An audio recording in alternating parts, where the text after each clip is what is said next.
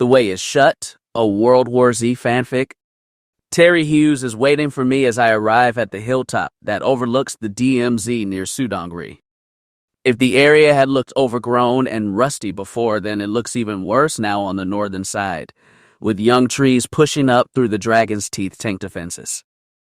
Hughes doesn't look like the veteran of the Z War that he is. Instead, he more resembles a university professor with glasses, a mild expression, and rumpled clothes. You wouldn't think to look at him that he has been leading sweep teams throughout the last remaining hot zones of the undead for the past 10 years, and the man who has recently returned from the first mission to North Korea since the Z War. He greets me with a handshake, and then he gestures at the DMZ, and then at the hills behind it. Look at it. Dead as a doornail. And the main reason for the lack of curiosity about what happened there. Miles of defenses in depth for some of the most paranoid minds in human history. He makes a disgusted noise and then sits down on one of the folding chairs he has brought. Speaking of paranoia, do you have any idea how long it took to get permission from Seoul for just one reconnaissance mission? 5 fucking years, that's how long. 2 years to do the planning, 3 years to get permission. We'd submit a plan, they'd tell us it wasn't good enough. It wasn't in the right place, it wasn't at the correct time. We had to wait and come up with a better plan. It almost drove me raving mad. Doing the planning for sweeping the London Underground was child's play in comparison. Why did it take so long? What kind of concerns did they have? Well, some of their worries were valid ones. Walking in over the DMZ would have been suicide because of the defenses there, and believe me, they have a lot of them.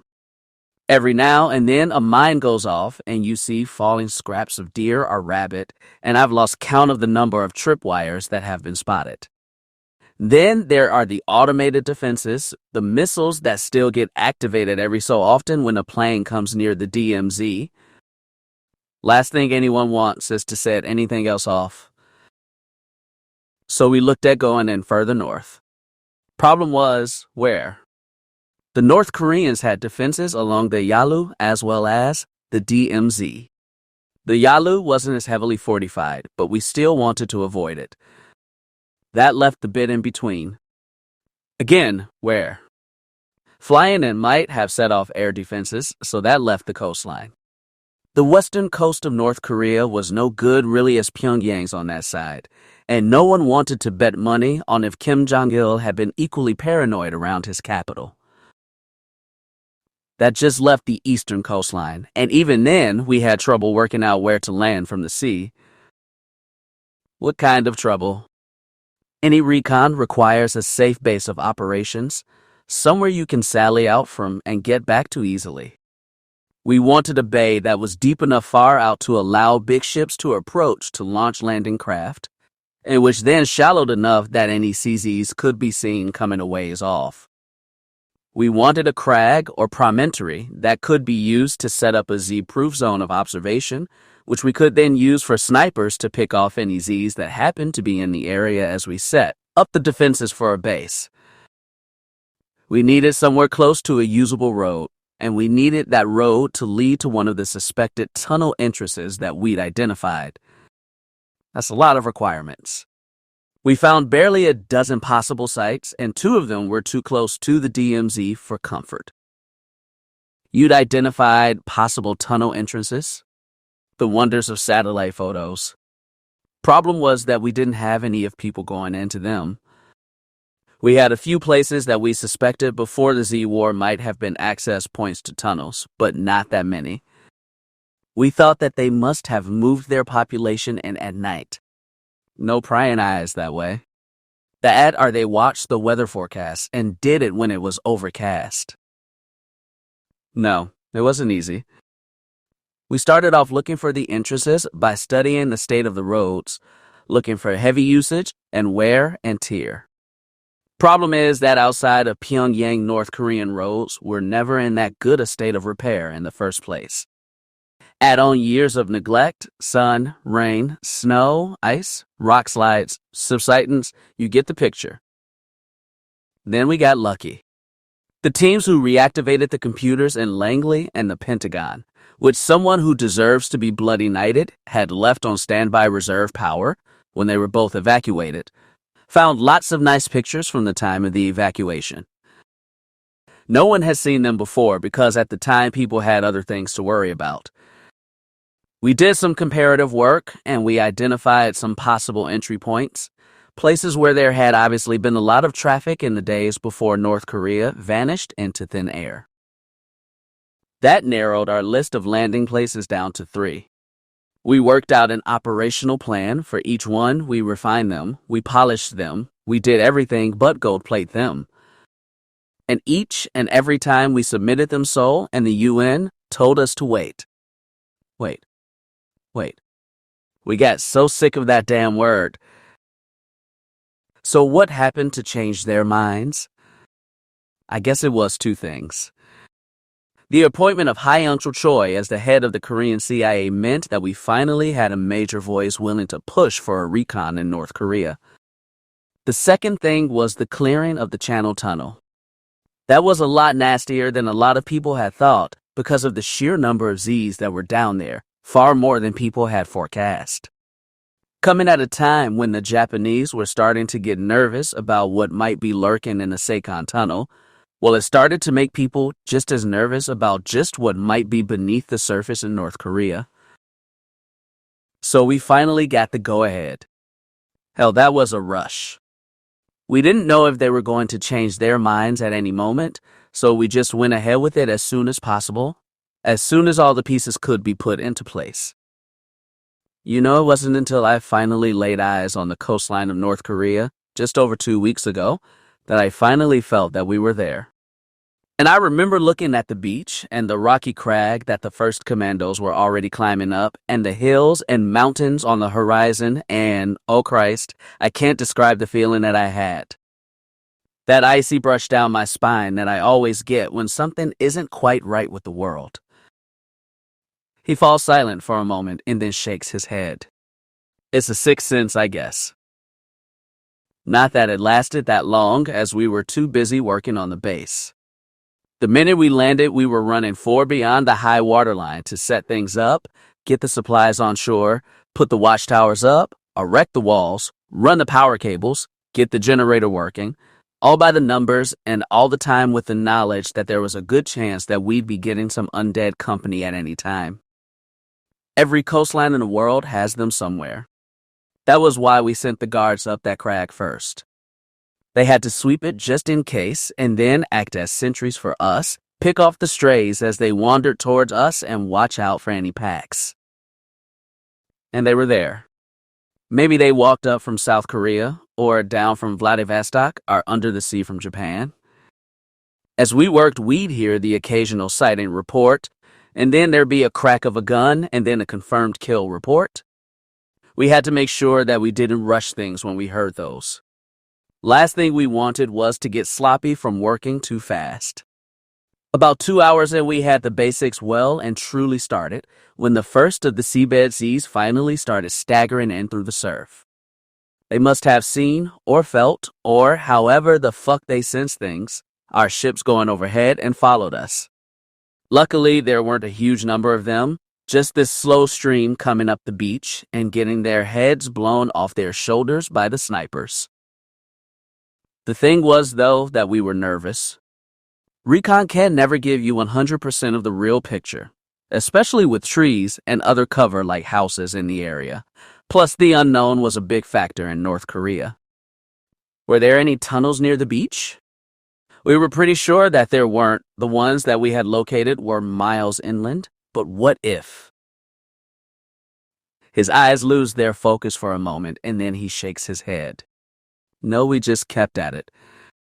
We finished bang on schedule too, the first time that's ever happened.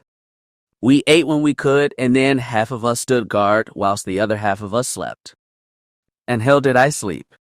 That amount of work and tension takes it right out of you. When I got woken up at 3 a.m. to swap shifts, I heard that we'd had a few more Zs staggering in and even a few crawlers, the ones without legs or in one case just a head on some shoulders. one arm gone and the other flailing along with the stump of a forearm. Next day, we extended the perimeter to build the vehicle pool and get the mobile laboratories erected, and then we were up and running. Mobile laboratories? What were those for? We had orders to take samples of everything for analysis. We had a few odd readings here and there in Japan and South Korea, from the radiation that had been rained out of the atmosphere after the Iran-Pak nuclear foobar, so we were told to see if there were any traces in the north.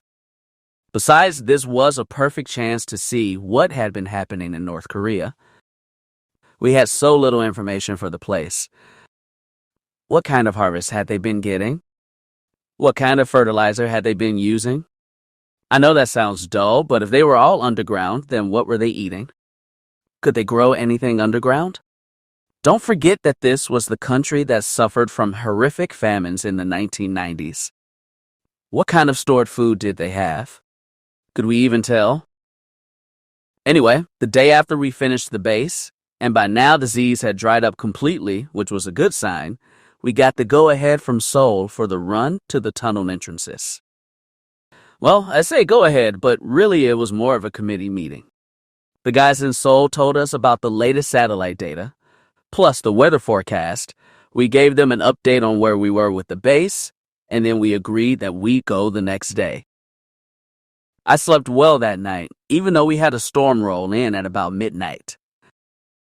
That's the one thing my fiancé envies me so very much. I can fall asleep in times of stress and stay asleep through non-Z related noises. Meant that when I woke up the next morning, I was ready to go from the moment I opened my eyes. How big a unit were you leading to the tunnels? A reinforced company. We had 3 more in the base, 2 to defend it in our absence, and the last one to act as a mobile reserve in case we needed rescuing, plus a platoon of snipers on that crag. Plus we had rhinos, the latest armored personnel carriers, with all the bells and whistles like flechette cannons, heavy machine guns, and a bulldozer blade. Top speed of 40 miles an hour. Ugly buggers, but reliable as hell. We piled into 5 APCs and left just after 0600. It was a nice day, sun, blue sky. We were doing about 10 miles an hour as we headed up the hill to the road, keeping a close eye on anything that moved. Each rhino had a K unit with them, with those dogs sniffing the wind and wagging their tails. Yeah. He laughs. Mine had this Dachshund Terrier cross. Best dog I've ever worked with. It was his pre-retirement run. That dog's got a list of medals as long as my arm. Best nose ever. Terrible name, though. Mr. Boodles, his partner, Catherine, named him. I love that woman. Hell, I'm marrying her. But what a name. We just called him Mr. B, and Christ almighty, did he earn his pay in North Korea. Sometimes he'd pick up the smell of an approaching Z-20 to 30 seconds before the other dogs. That might not sound like much, but it's a lifetime in combat. As for the road, Christ, it was terrible. Potholes everywhere, leaf mold everywhere, sprouting weeds and saplings everywhere. We really blessed the suspension on the rhinos. They gave us a smooth ride despite everything that rode through at us. We went up it with the Ks, especially Mr. B, sniffing in the wind, and all of us alert to a squirrel coughing. We'd all seen the satellite pictures of the route, so we knew what it was going to be like, but that didn't mean that much once we were on it. We found one small landslide that hadn't been there a week before, and we had to stop 3 times to clear fallen trees away. It took 2 hours to get to the big landslide we'd seen in the pictures, and during that time we had about, I think, 4 encounters with roving Zs. There weren't that many of them, and one was pretty far gone. Must have been one of the earliest victims in China. God knows how he'd gotten as far as Korea, but he was almost falling apart. Nothing but frayed tendons and white bones and fragments of skin. I think the worst part of that trip was waiting for the landslide to be cleared. It was a big one, blocking most of the road. Oh, we could have squeezed past it, but the last thing we wanted was a bottleneck on our line of retreat. The rhinos went to work with their blades whilst we set up a perimeter and kept a tight watch on the area and on the slip, just in case it contained any buried Z's. Once that was clear, we barreled down that road. The thing that got me most about it? No streetlights. Hell, no catsies in the middle of the road, just the strip of tarmac that was going back to nature at a gallop. I think that road said a lot about North Korea. At about 11:30 a.m., we finally approached the area where the tunnels were suspected to be, and the tension level went up a notch or 3. The rhinos slowed and stopped, and we eyeballed the area. God, I sound like a Yank, don't I? Through binoculars. The road went around this corner, and we could see a hill on the other side. But what stopped us dead at that point was the pair of concrete bunkers on each side of the road. Big concrete bunkers with 3 slits on the front of each to give a bloody good field of fire. That made us stop and think. And then we saw the amount of undergrowth around them. Trees, bushes. Well, the bunkers didn't look maintained, and that field of fire was getting very cluttered.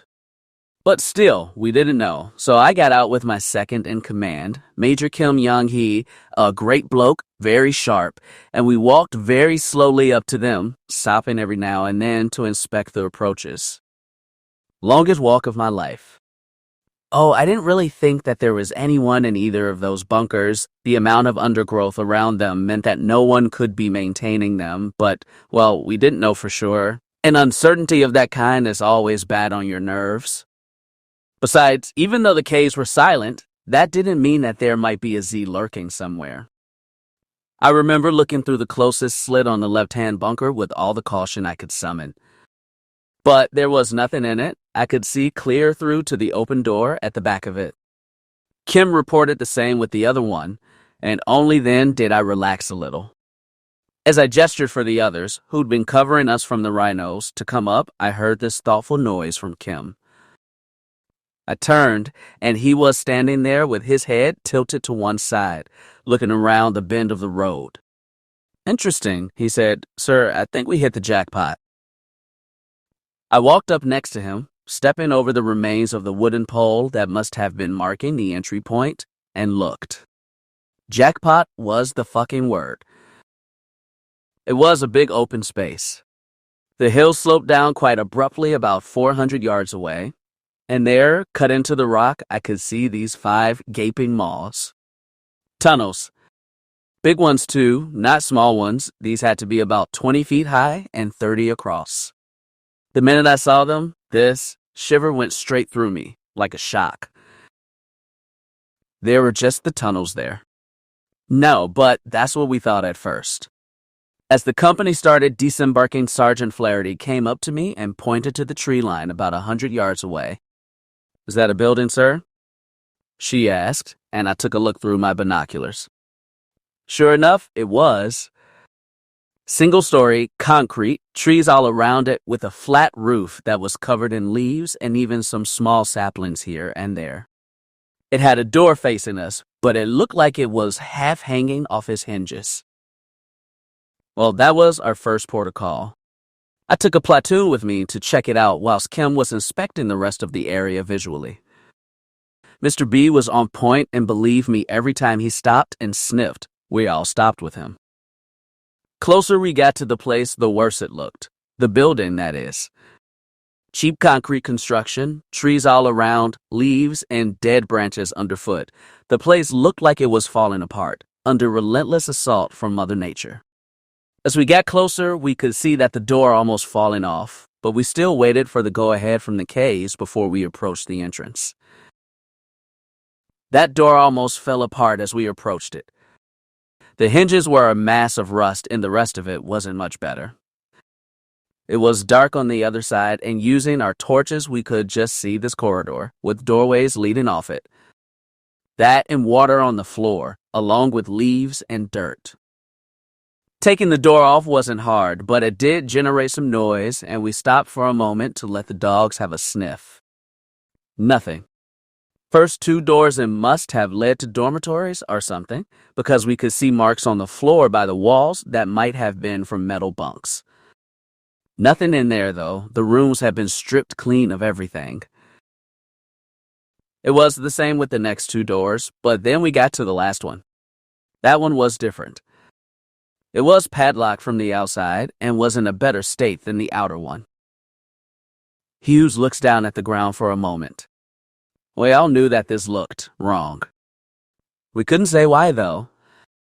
Hairs on the back of the neck territory again. We got Mr. B in, and he sniffed the doorway, and then he whined a little. That was his way of saying that something was dead in there. Not a Z, just dead.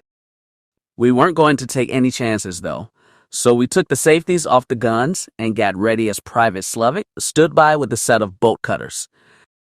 Then, when we were ready, he snapped the padlock off and pulled the door open before stepping back. It was the oddest scene I've ever seen. It still haunts me even now. The room wasn't that large, but there was a table in the middle. 3 shattered windows over to one side, with branches and tendrils pushing in. And a body on a chair by the table. He was very dead. Had been for many years, since the start of the Z War, I'd say. Ordinary corpse, not a Z, not in very good condition, but we could tell 3 things about him. The first was that he was dressed in a uniform of a high-ranking member of the North Korean army. The uniform was rotting and falling to bits, but the hat, with that huge crown, was on the table and was very distinctive. Second thing was that he'd blown a hole in his own skull. There was a rusty gun on the floor, and a piece of his skull was by the far wall. And the last thing was that someone had watched him die. There was a security camera attached to the wall, pointing straight at him. He'd been there in that room that he'd been locked into, and he'd blown his own brains out on camera. There was a tendril of ivy around the camera that had pulled it partly off its mounting, and it was dead as a doornail, but it had worked once. He shakes his head in disbelief. Can you imagine anything like that? I still can't. Did you find out who he was? No. Oh, we have theories. He was too tall to be Kim Il-jong. Not that anyone really thought it might have been that stunted little murderer. We still have no idea. Whoever he was, though, someone must have hated him. He was deliberately shut out of Kim's underground anti-zombie bunker, out of North Korea's equivalent of a communist sanctuary. Do you know if he'd been infected or anything? The body was tested later on. No trace of selenium at all. He was clean, but why had he been forced to shoot himself? Why was it apparently taped? Who was he in the first place? Not enough information. Once we finished in the building, we didn't find anything else. I came out and found Kim and Flaherty looking out over the area and talking quietly. Kim told me that they spotted a few things, and I pulled out my binoculars. First thing they pointed out was what looked like a cutting off on the far side, opposite the tunnels. It looked like something had been stretched over the top of it, like camouflaged fabric, but it had sunken in many places. Had to be about 200 yards long. Second thing they drew my attention was the more important of the two. There were more security cameras overhanging the mouths of the tunnels. They weren't pointing at us, just at the entrances. That got me thinking, and thinking quite hard. For a moment, I thought about the sheer level of paranoia, but then I remembered that it was North Korea. We checked out the cutting first. I stood by with the rest of the company, whilst Kim went forwards with 2 Ks and about 10 scouts. They went slowly and carefully, making sure that they were in sight the whole time, all the way over. When they got to the cutting, they stopped, and then I could see from their body language they were no longer tense, just puzzled. They walked about a bit for about 10 minutes. I could see one of the dogs scratching its ear, so I could tell that they weren't sniffing any Z's, and then they called me over. When I got there, I found Kim squatting on his haunches, with his helmet perched on the back of his head, looking down at the cutting. I could see that it was about 15 yards across and had been covered with what looked like a series of camouflage nets. Of course, after all those years of rain and snow and sun and leaves and animals and so on, the netting was looking very much the worse for wear, with great holes in it. I think the only reason why the satellite pictures hadn't seen it was the fact that the trees were so close to one side. You'd be amazed at what shadows and worn camouflage can hide. And the cutting was full of Soviet-style lorries. Sorry, trucks. There must have been 50 or 60 of them, neatly parked. They'd never go anywhere, their tires were all flat, there was rust everywhere, the engines must have been falling out them, their windscreens were thick with dirt when they weren't cracked or shattered. But they were parked so neatly that they looked as if someone had left them there expecting to use them again quite soon. It was eerie. Kim told me that as far as they could tell, the trucks all had full tanks of petrol. So someone must have been expecting that they'd be used again. Yes, exactly. Which got me thinking that perhaps the North Korean evacuation to the tunnel system might have been intended as a temporary one. That, or they were just really anal about their transport. It was just a passing thought, that first theory, but it really highlighted how much we didn't know about what had happened there. That turned my attention back to the tunnels. The cameras worried me. I thought that there wasn't much chance that they were still working, but that wasn't a theory I wanted to gamble on. So we started looking at the far right tunnel. It was closest to the entrance, and I could see from my binoculars that the camera was pointing down more than the others, so if it was on, it was showing a lot less of the outside. I got Majewski on the case. Polish corporal, very smart, very observant, and he could climb like a human fly. We kept him covered from the rhinos as we watched him climb up what looked like a sheer fucking face of rock, and then he scrambled about and over to the front of the tunnel. He peered at the back of the camera, and then he looked at something next to it, and then he turned to look at me, pointed at the camera, and then drew his finger in a line across his throat, meaning that it was dead. As he climbed down, I took a platoon over to meet him next to the entrance. Along with Mr. B, very dead, sir, Majewski told me as we approached. The case is waterlogged, and the power leads have been worn by friction on the rocks. There's no chance of it having worked for years. I nodded, and then I looked at the tunnel. He shakes his head. To tell you the truth, I did not want to go into that thing. There was something about it. I guess it was nerves. Well, after a moment of thought, I got half the platoon guarding the entrance, and then I started leading the other half down the tunnel in a standard swipe and wipe formation. 2 scouts first, then a K, then the main body led by me, then the reserve. Well, it was dark in there. 10 yards in, and we had to clip our torches to our guns and turn them on. What the light revealed wasn't that great when it came to North Korean workmanship. The tunnel was damp underfoot, with moss and lichen near the entrance. The walls looked like poured concrete, and not hugely good quality concrete, come to that. We saw at least one set of tree roots starting to peek through the roof. And then, about 20 yards in the scouts' torches revealed something up ahead. This gleam of metal. We all pointed our torches down the tunnel and could see this huge door at the end about 50 yards away. It filled the tunnel and in the frame. Some kind of stainless steel with massive hinges. And very, very closed. We walked up towards that door, and all the time, in my head, I had this quote going around and around. You know the one from The Lord of the Rings, The Way is Shut. It was made by those who are dead. And the dead keep it. The way is shut. That bloody quote kept ringing through my head. As we got closer to the end, we saw something else, though. There was another doorway, far smaller, in the right-hand wall as it approached the door. This was smaller, a dark cavity.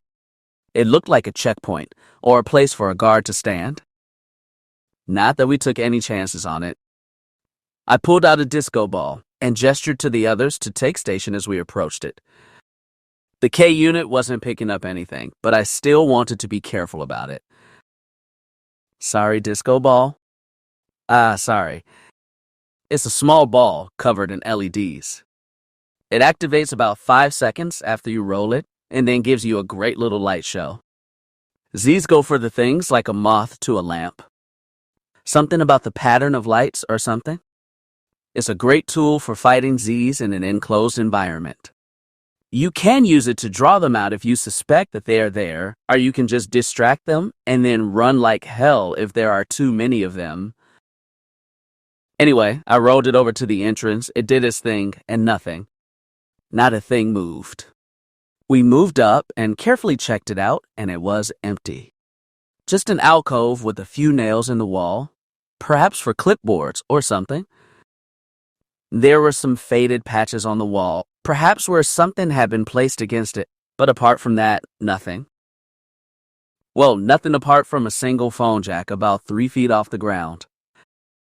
We didn't see that at first, but then the moment we did, I called in Tamanaga, our electronics expert. She looked at it, griped that it had to be 40 years old, and that it could probably detect Morse code, and then she plugged in her sniffer. That's an electronic device that detects electrical currents and any form of telecommunication links. She stared down at it for a while, and then announced that the phone line was dead as a proverbial doornail. I told her to follow procedure and plug in an earwig, another one of the devices that we've developed. We get into all kinds of areas when we sweep for Z's, and when we're in urban zone, then there's a good chance that we'll find offices or other areas with computers somewhere. Most of them are dead, but we use earwigs to see if there's anything still alive in the system. They just listen to telecommunications lines and transmit if they find anything in the way of activity or modems. Of course, in a tunnel like that, then any transmissions would be hard to pick up, so we stuck a relay unit halfway along the tunnel and another at the entrance. While that was going, I was looking at that door. Close up it looked, well, massive. Oh, too. There was no corrosion on it, but it just looked like something out of a 1960s Bond film. And it was cold. I put my hand on it, and I remember thinking that it was as cold as the grave, and then I pulled my hand back quickly. As we all walked back to the entrance, I took a look at my watch and saw that it was just past 2:30 p.m. I guess that all the tension had suppressed my appetite, but all of a sudden my stomach growled, and I told the troops to take turns to eat. We didn't have anything fancy in the way of rations, just power bars and bottled water, but it did the trick. The problem was that we were running out of time. The most important thing in any mission like that is that you have to be back at base by the time the light fades. Darkness is your biggest enemy. So when we factored in the time, when sunset was, and the amount of time the journey back would take, we had just enough daylight left to check the second tunnel only. We did that one the same way as the first. Majewski went up to check out the camera, just in case. That one was in a worse condition than the first tunnel. Then we swept it. Again, the floor was wet and the ceiling was damp, and again, there was a huge closed door at the end, along with an empty alcove and a phone socket. We installed another earwig and relays, and then we got back aboard the Rhinos, and we head back down to the base. It was an easy trip, 1 or 2 Z's along the way, but that wasn't really. We got back to discover that it had been a quiet day there. They sent out a few patrols to get soil samples for the eggheads to analyze, but they hadn't run into anything much, apart from 2 Z's. We gave them our own soil samples, which we'd picked up at the tunnel site and at the points when we'd stopped, and that was us effectively done for the day. We drew rations. I sent a report to Seoul, telling them what we'd found, and that we were going back to check out the remaining tunnels the next day, and then I fell into my cot and I went out like a light. That night we had another storm, and this one was a big bastard. It went right almost overhead of us. That's never a good thing, because the last thing you want is for something to be hit by lightning. The other thing is that Z's have a nasty habit of trying to follow storms, All that light and noise attracts them somehow. We stood to at midnight just to be on the safe side, and it was a good thing we did. At about 1 a.m., we had a pack of about 150 Z's come shambling out of the night, howling at the storm. Didn't take long to take care of them, along with the occasional straggler afterwards. We stood down about an hour and a half later with the storm gone and no more Z's coming in. His face tightened slightly, and he looks out at the hills to our north. The next day we loaded up again and headed back. It was an easy trip, although we did have to stop once to clear a tree from the road that had fallen overnight, probably because of the rain. We didn't even see any Z's, which was nice. Once we got back, we did sweep the area again, searching the bunkers and the building, the trucks, and the first 2 tunnels, just in case any wandering Z's had dropped in during the night, and then once we were clear, we turned our attention to the 3rd tunnel. Same procedure, Majewski checked the camera. It was declared non-functioning. We swept the tunnel and found a closed door and an empty alcove, and then we set up an earwig. No sign of any life or any unlike. Same with the 4th tunnel. The last tunnel, though, that was the one that set off my 6th sense like a fucking fire alarm. The camera was visibly broken. It was swinging by its lead, and at some point, the wind had caught it and smashed it against the roof of the tunnel, so only part of it was still there. But there was something about that tunnel that made me feel very uneasy from the moment that I set foot in it. I think we all felt it, because I saw a lot of tense body language all of a sudden. You don't get to go on these missions and not notice when something is wrong about your location, even if you can't work out what it is exactly. Mr. B really felt it. His ears went back a little, and his stance altered as if he was about to fight. That feeling got worse as we went down the tunnel. This one was just like the other ones, and we could soon see the shape of the closed metal door at the end, along with the alcove. Then, about 20 yards away from the alcove, everything changed, because it was then that Mr. B's ears went flat and he growled. It wasn't the usual growl that said that there were Z's in the area. This was just a low warning rumble. Catherine looked at him, and she looked at me. "Trouble," she whispered, and I nodded. We couldn't see anything ahead, so it had to be the alcove. I pulled out the disco ball, and then waited whilst everyone got ready, and then I rolled it down the tunnel. As it started doing its thing, I tensed and raised my rifle, and nothing happened. No motion, no noise, nothing. We waited for a tense few minutes. The alcove could have been far deeper than the other ones, and then we carefully approached it and shone our torches in. Nothing. Just an empty alcove. We checked the ceiling just in case. Hell, we even tapped on the walls to make sure that there wasn't a secret entrance in there, but, well, nothing. There was something, though, a smell. It was faint, but it was there, and it was growing slowly. We just didn't know where it was coming from. Eventually, I decided that enough was enough, told Tom and I got to install the earwig and the relays, and then I went over to the door to collect the disco ball. That door was colder than the others. Not much, but it was colder, I'm sure of it. And then, when I leant over to reach for the ball, I noticed 2 things. The first was that the surface of the ball was covered in this black slime, which made me pull my hand back in revulsion before I could touch it. Second thing was that as I bent over, I could see where the smell was coming from. It was the black ooze by the door. There wasn't a lot of it, but as my nose got closer, I could smell it quite horribly.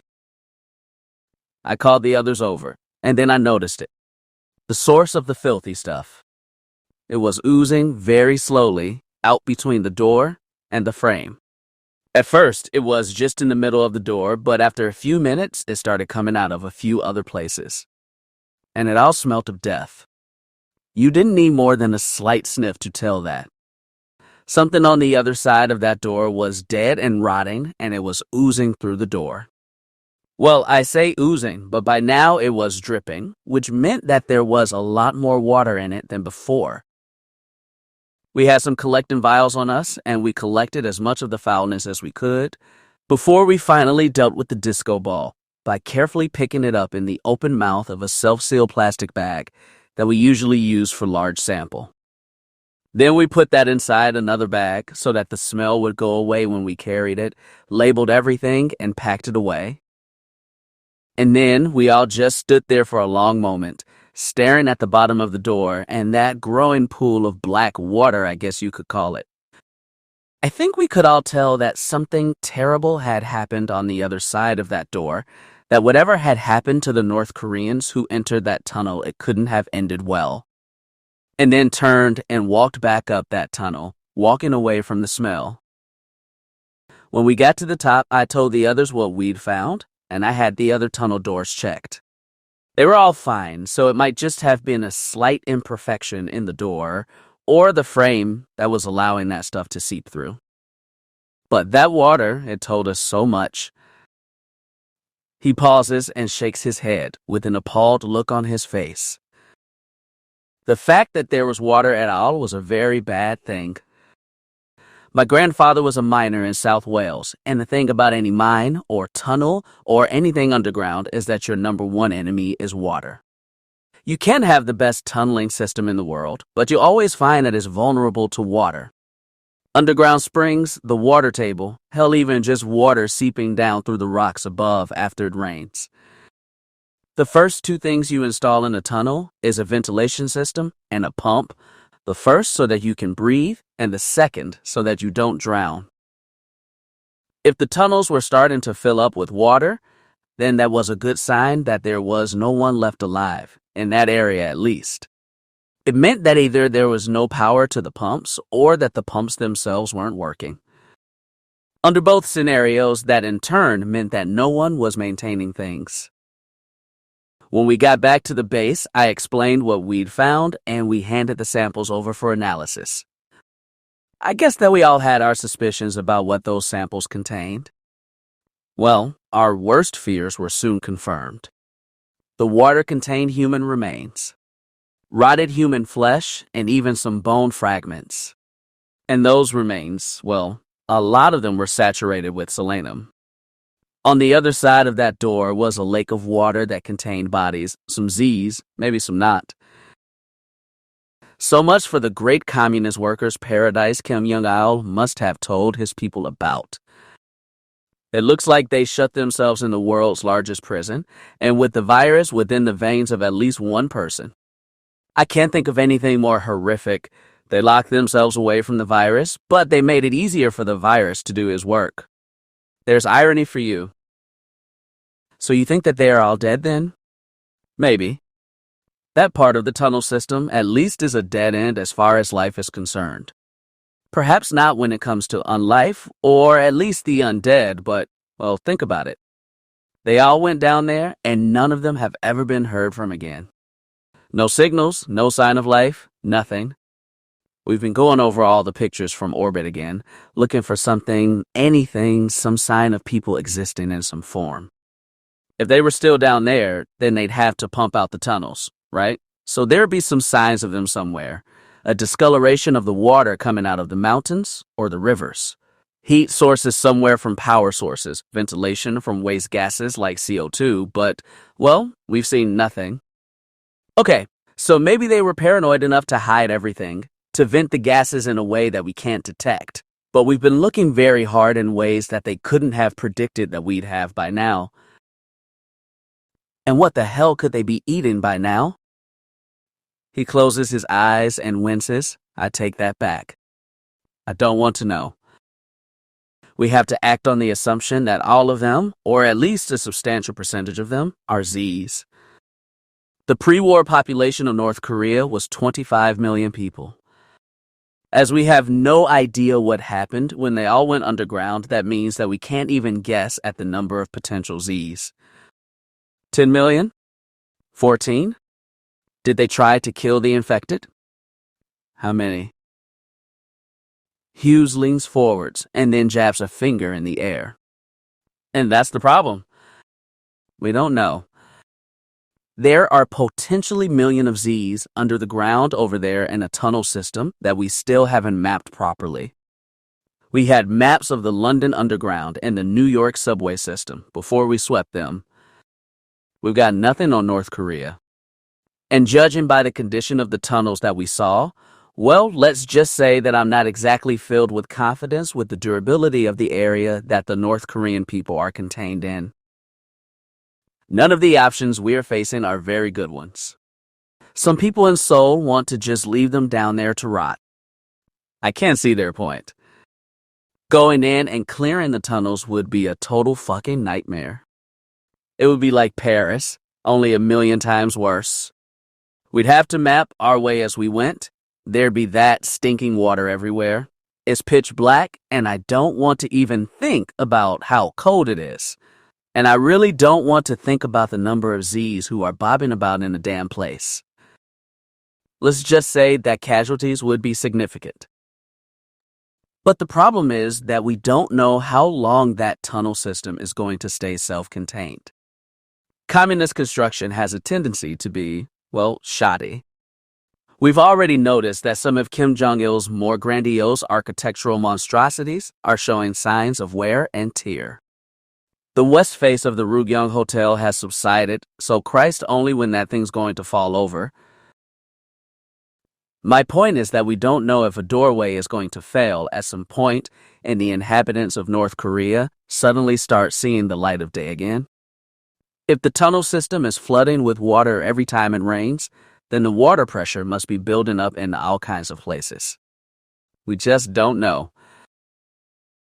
There has to be some way of mapping the system. What about ground-penetrating radar? That's been mentioned. Problem is that it tends to be quite short range. You'd need teams of people equipped with the latest devices trundling around all over the country to even get a basic idea of the system.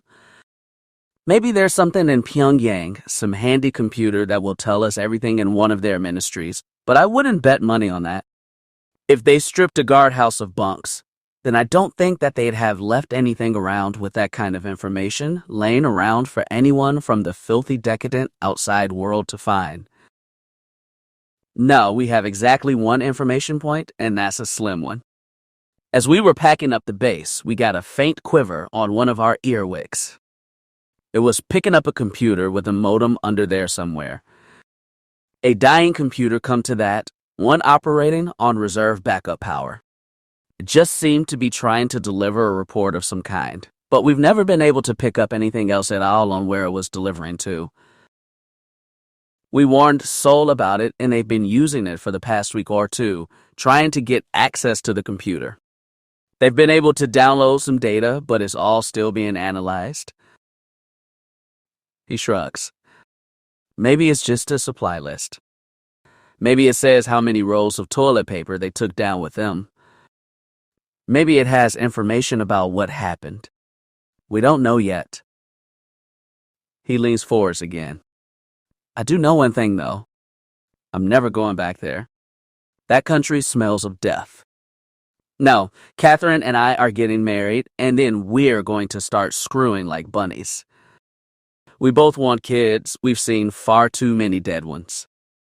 North Korea is a problem for someone else. But I tell you one thing for sure, it's not going to be pleasant.